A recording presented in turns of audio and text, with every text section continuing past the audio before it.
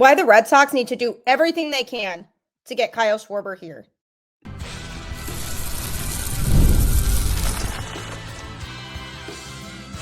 You are Locked On Red Sox, your daily Boston Red Sox podcast.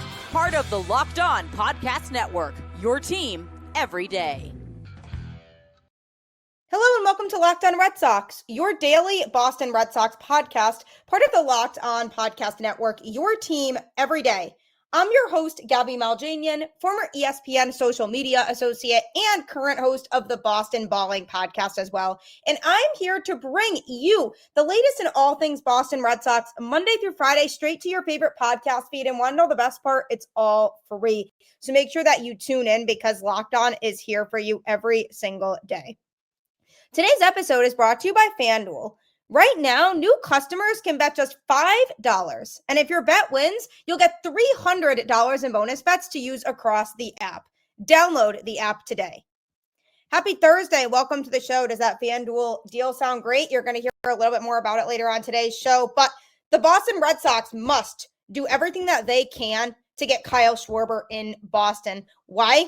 You're going to find out on today's show, as well as what would Kyle Schwarber being here mean for the fate of Masataka Yoshida, and also biggest offseason wish for the Boston Red Sox. So Kyle Schwarber is obviously a name who's loved in Boston.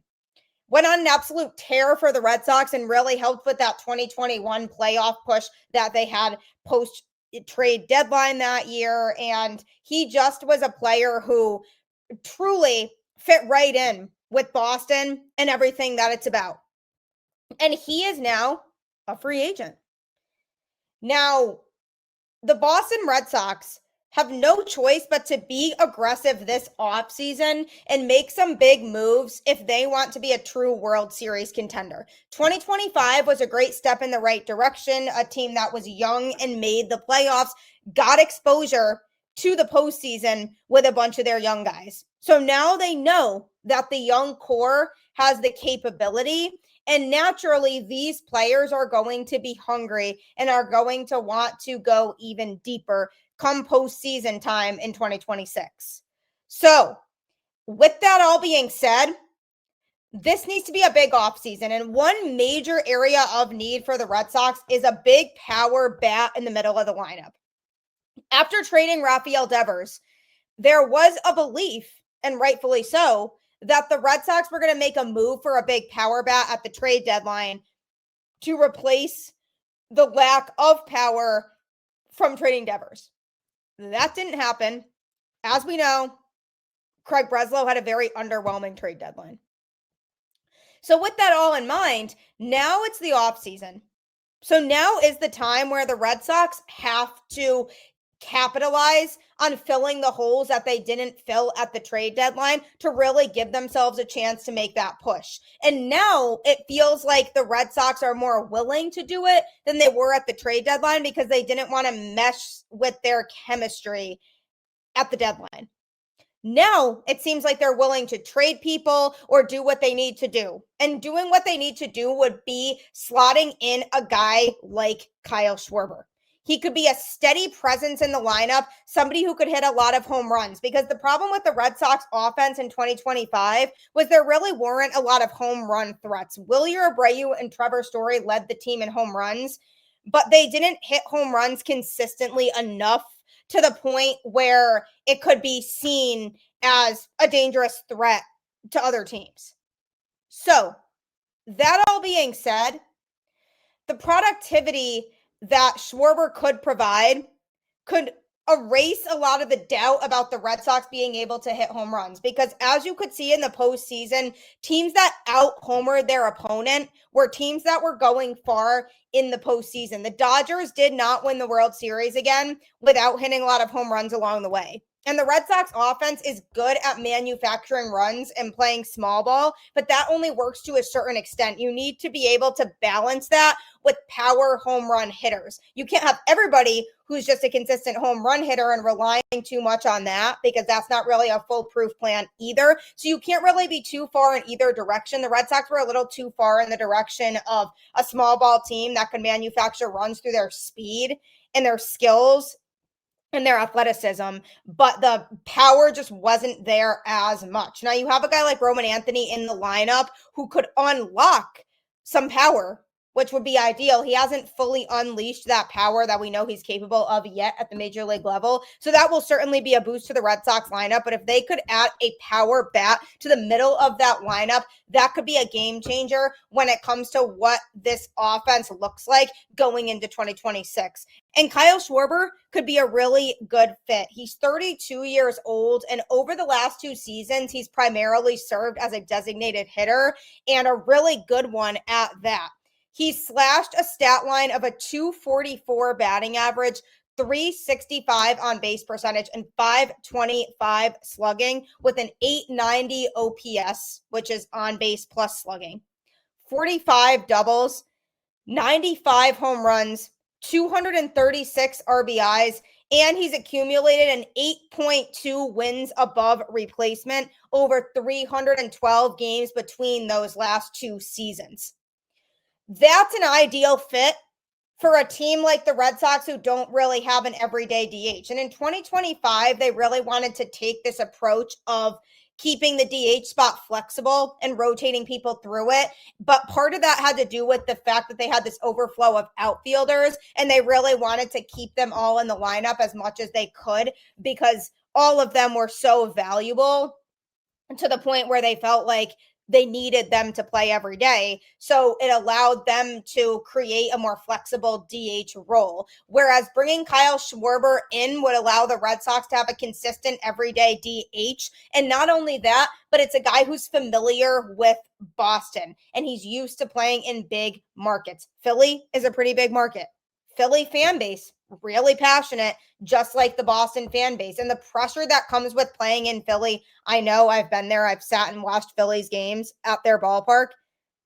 It feels like a playoff atmosphere even during the regular season.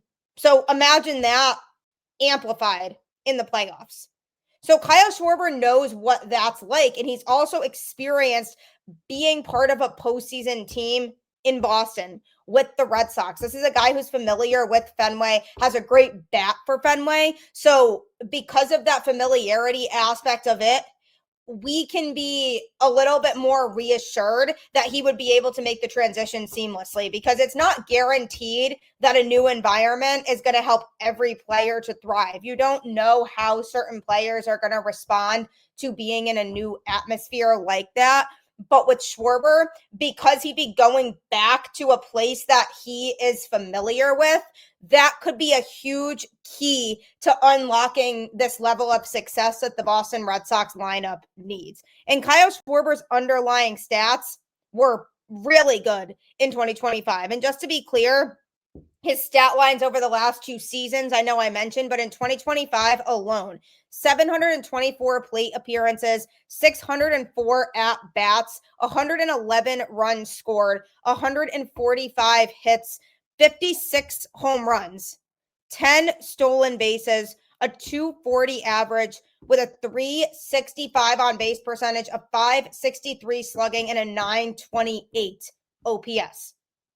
That was his 2025 stat line. So clearly the guy has power and the guy can hit. And the best part is he's also really good at taking his walks. He's in the 97th percentile in walk rate. That's a very patient hitter. On the flip side of that, though, something that's very concerning is he's only in the 11th percentile for strikeout rate. So he's going to swing and miss a good amount, which is interesting because he's in the 90th percentile for chase percentage. So he's not really swinging a lot at pitches outside the zone. He's really high up in that category, which means it's not about swinging at bad pitches for him, which is why he is able to take his walks a lot. He just is swinging and missing. And that does tend to happen sometimes when you have a hitter who's really, really good at hitting home runs. A lot of times that does come with the strikeouts. So that's something that the Red Sox are going to have to be prepared for. But he was literally in the 100th percentile for hard hit percentage, literally as high as you could go. Just hit the ball incredibly hard and with a lot of speed. He was in the 98th percentile in average exit velocity in 2025. So overall, what does this say? You're going to get a hitter who's going to be a hard out that's going to nail baseball to the deepest parts of the field, and a guy who takes a lot of walks and will give you base runners. He's not a threat to run, but that's okay because the Red Sox do have speed in their lineup already. But he's a guy who could provide a big boost and makes a lot of sense for the Boston Red Sox to try to pursue. Now, the obstacle that could come with that is that the Phillies will likely, probably pretty aggressively, try to bring him back. And if I'm them, I would want to do that. Unless they decide we need to start cutting back on some payroll, I could totally see Dave Dombrowski really pushing for him to come back. And it's going to be difficult to outbid the Phillies for a guy who was just there and made deep playoff runs with that team with a lot of talent around him.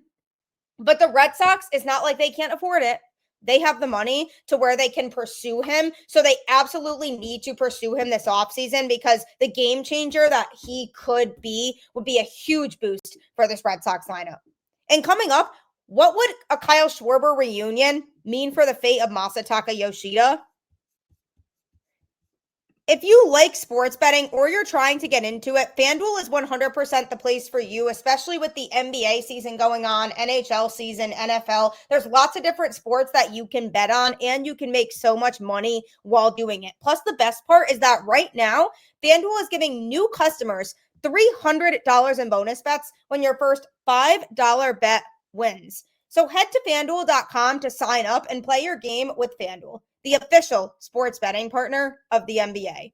The best thing about FanDuel is it creates parlays for you that involve a few different games and a few different sports. So it kind of forces you to follow a lot of different things. But if you nail those bets, you win lots of money. So make sure that you download the app today. Kyle Schwarber would be a huge and very welcomed addition among Red Sox Nation to this Boston Red Sox team because the Red Sox could definitely use adding that power bat to the middle of the order that could provide a huge boost because you see other lineups in the American League and they have more than one hitter that could be a home run threat. And that makes opposing pitchers nervous. If you go up against Kyle Schwarber in a big spot as a pitcher, you're going to get in your head about it. And the Red Sox lineup didn't have a whole lot of players post Devers trade that opposing pitchers could feel that way about. Yes, Trevor Story could hit home runs, but was he really somebody who was feared by opposing pitchers? Not really.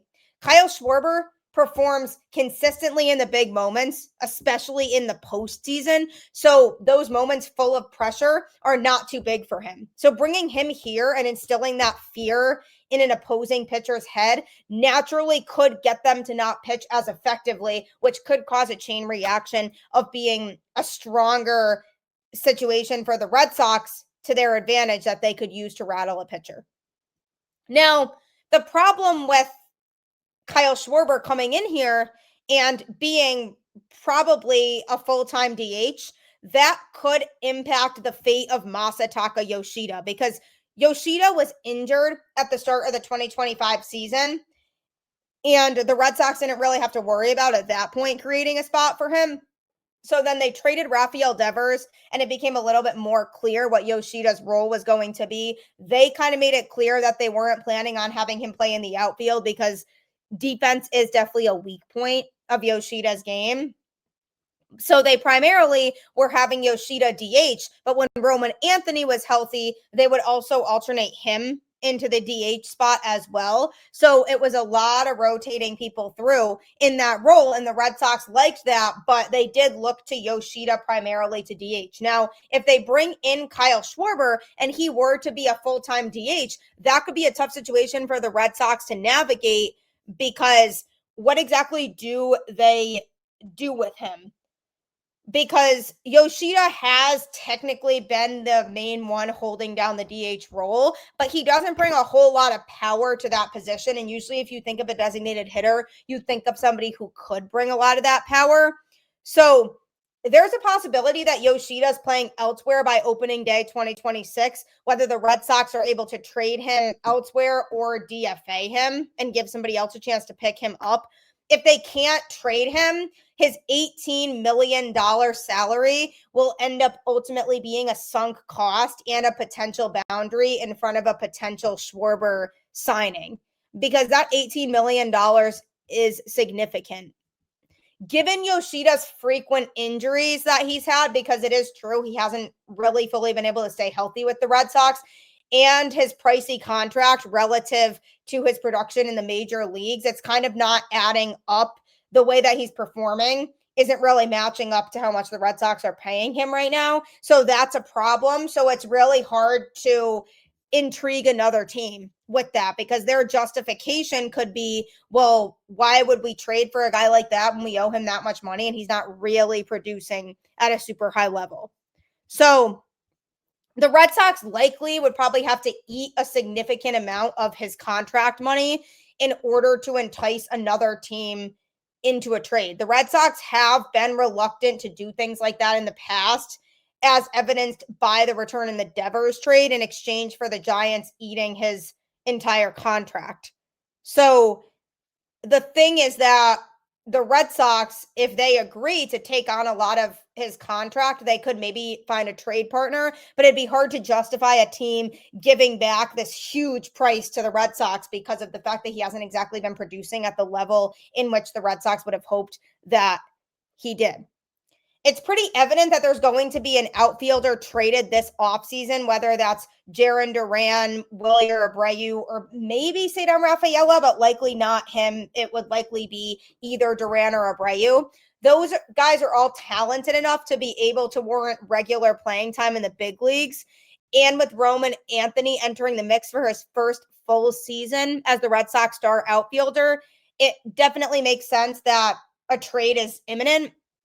But it doesn't really make sense to platoon perfectly capable outfielders when they could be used as a trade candidate anyway, and when they could need reps in the DH spot that could be occupied by Schwarber full time. So the chances of them keeping all of those outfielders is very slim. So if they do trade one of those outfielders, that could also make room for Schwarber, and it could also allow the Red Sox to try to keep balancing Yoshida in there.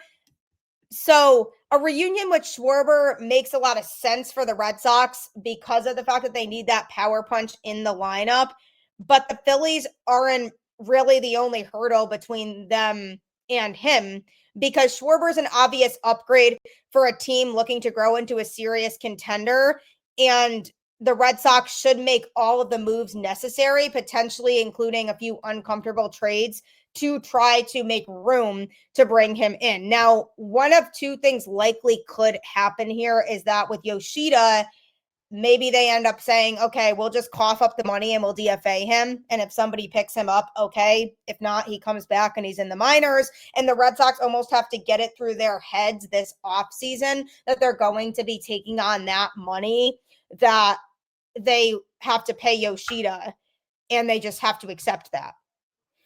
Or they say, okay, we'll keep Yoshida around and we'll just hope that he can provide some sort of value because of the fact that he was on fire at the end of the season in 2025. And the Red Sox maybe could bank on him hopefully showing some semblance of that going into 2026, so that they'll say, okay, if we trade an outfielder and say we get pitching primarily in return, then we could bring Schwarber in to be the DH more full-time. But then we also alternate and put Yoshida in there sometimes too. But my whole thought process is, if the Red Sox are bringing Schwarber in here, the idea would likely be that he's a full-time DH. So trying to still squeeze Yoshida in there and find him an opportunity somewhere on this team just doesn't make a whole lot of sense. So Yoshida definitely is in trouble if the Red Sox were to bring in Kyle Schwarber. And it's an unfortunate situation because when the Red Sox signed Yoshida that first year he became available, the hype was there. The power seemed like it was going to be there. The defense people knew was a weak point, but the Red Sox were maybe hoping that that would develop over time, and it hasn't really. Yoshida had said going into 2025 that he wanted to get reps in the outfield. The Red Sox were pretty adamant on him not really playing in the outfield, primarily because they didn't really need him to when his defensive skills are weaker than the other outfielders that they already have. So the Red Sox have given him chances. He's very inconsistent at the plate is the biggest thing. And the way that he executes isn't exactly what the Red Sox need. He still struggles with a good portion of off-speed pitches. He still relies heavily on the fastball to make hard contact. He's still a ground ball merchant, but when he's hitting, he certainly is hitting really well. But that's a key in all this is when he's hitting. Kyle Schwarber is more consistent. So the reality at the end of the day is that I am not certain that Yoshida will be on the Red Sox opening day roster. I could totally see them saying, okay, we couldn't find a trade partner for him this offseason, but we do have an upgrade in Kyle Schwarber. He's going to be the guy who's going to be primarily our DH, and that will allow our outfielders to play in the outfield every day, assuming they still ship out Jarren Duran or Wilyer Abreu, which they should be doing regardless, even if they don't bring in Schwarber. That would mean they have 3 regular full-time outfielders to play with Schwarber primarily taking up that DH role, feeling like they essentially are in a way replacing Devers, because the idea was that Devers would be the full-time DH, and he was DHing prior to being traded. So then you kind of feel like, okay, you have your Devers replacement in a way, a guy who can be the full-time DH. And then with Yoshida, you either find a way to play him when you can, or you cough up the money and just accept that you're going to have to pay that regardless and just try to find somebody to trade him to, or DFA him and pay him the money anyway. There's just no path in which he is playing a lot in 2026. And ultimately, I believe the Red Sox would be better off if they don't try to create an everyday role for Yoshida. He's just too inconsistent, and they need to start thinking about upgrades and turning into a World Series contending team. And a big power move would be to say, we're going to be aggressive and we're going to bring in Kyle Schwarber, and Masataka Yoshida is going to end up being the odd man out on this team. And that's okay. We're just not going to play him. That would be a big defining move of saying we're serious. We want to be World Series contenders, and whatever happens with Yoshida happens. But they need to get it into their heads that they are going to have to take on a lot of or all of Yoshida's remaining contract. See if you can find a trade partner. If not, DFA him, and then he could end up hanging in Worcester and then replacing him with a truly consistent power bat like Kyle Schwarber. So Yoshida's fate definitely is up in the air. But coming up, what is my absolute biggest wish for the Red Sox offseason? You're about to find out. But we all love being right. And with Prize Picks, you can actually get paid by being right. Don't miss any of the excitement of this sports season. Whether you're following the NFL, NBA, or both, there's no better time to jump in on the action. If you haven't tried it yet, Prize Picks is the simplest way to play. Just pick more or less on at least 2 player stats, and if you get them right, you win. It takes less than 60 seconds to make your lineup, and you can play anywhere that Prize Picks operates, including California, Texas, and Georgia. Download the Prize Picks app today and use code LOCKEDONMLB to get $50 in lineups after you play your first $5 lineup. That's code LOCKEDONMLB for $50 in lineups after your first $5 lineup. Prize Picks. It's good to be right. It really is good to be right, so make sure to download the app today. The Red Sox obviously have needs this offseason, and I have made a lot of those needs clear on the show.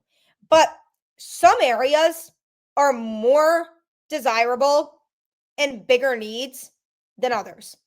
Obviously, a big power bat to add to the lineup feels like a huge necessity for the Red Sox this offseason because their lineup just wasn't able to compete at the level that it should have. However, they also need a starting pitcher, at least one. A true number 2 starting pitcher that they can put behind Garrett Crochet in the rotation would truly solidify a rotation that could be a World Series contender. Now, I'm hearing a lot about this situation for the Red Sox and primarily what they are looking for. And I have heard that they prefer to make a trade for a starting pitcher rather than pursue somebody who's going to be available on the free agent market. Now, whether that means a guy like Hunter Green or Freddie Peralta or even Tarik Skubal from the Tigers, do not be surprised if the Red Sox make calls to all of those teams to see what kind of package it would take. Now, I am hearing also that Skubal is the guy who the Red Sox really would want the most, and they do have assets that they could potentially give away to the Tigers to bring in Skubal. Now, this would be my biggest offseason wish. Bringing Tarik Skubal in via trade, and whether that's realistic or not is a conversation for another day, but it's very much not far-fetched that the Tigers can make him available.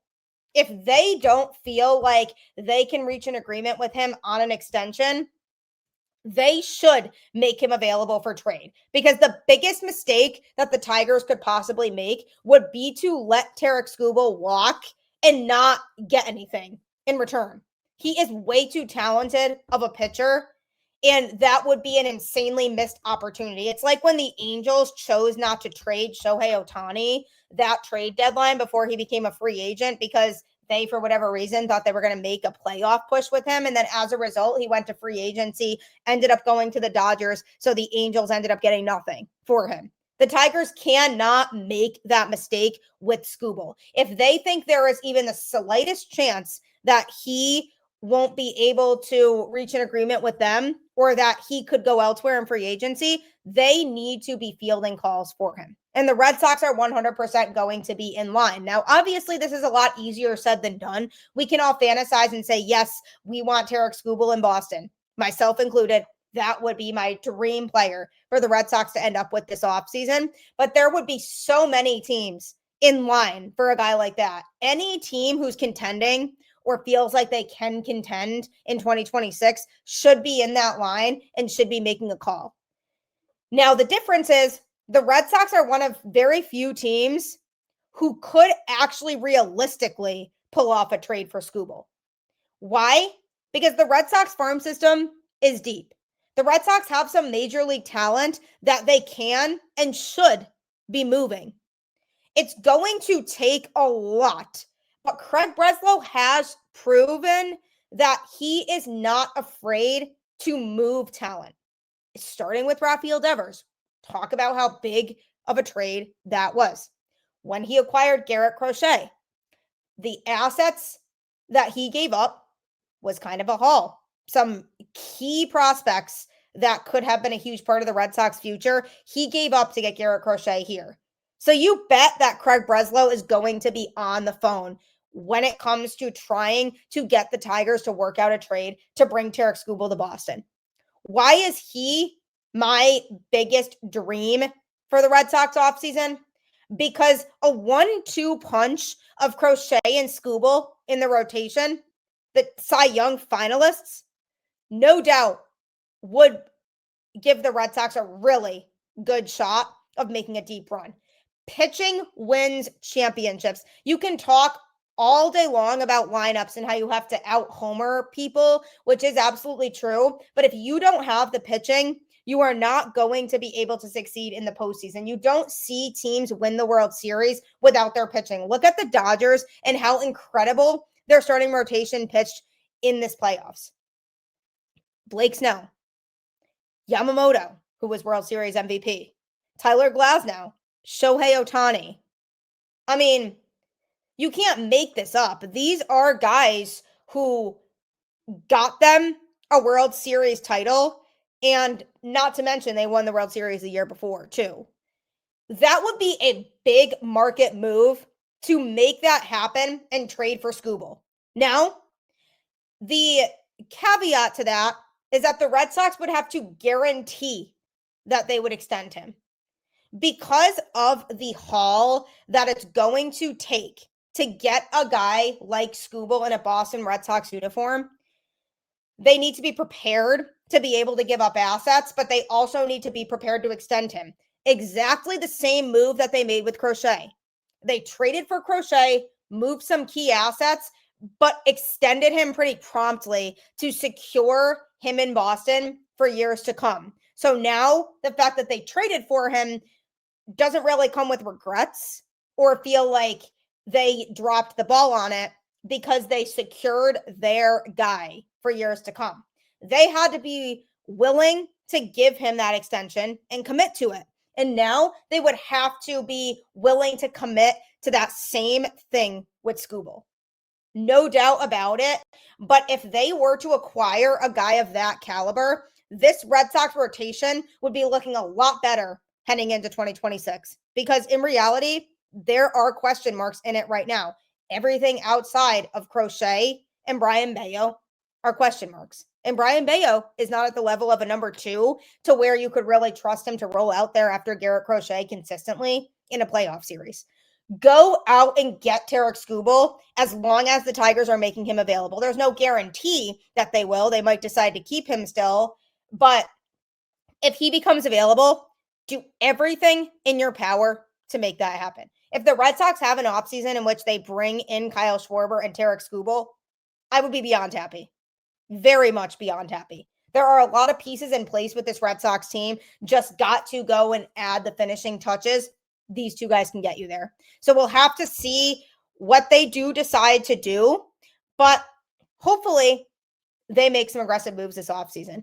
Thank you for tuning in to Locked On Red Sox and always making it your first listen of every single day. Next, be sure to check out Locked On MLB with host Paul Sullivan, aka Sully. He is here every day to break down all things going on across Major League Baseball in general. So after you finish Locked On Red Sox, be sure to check out that show next. And like I always say, keep the faith, go Red Sox, and I'll catch you on the flip side.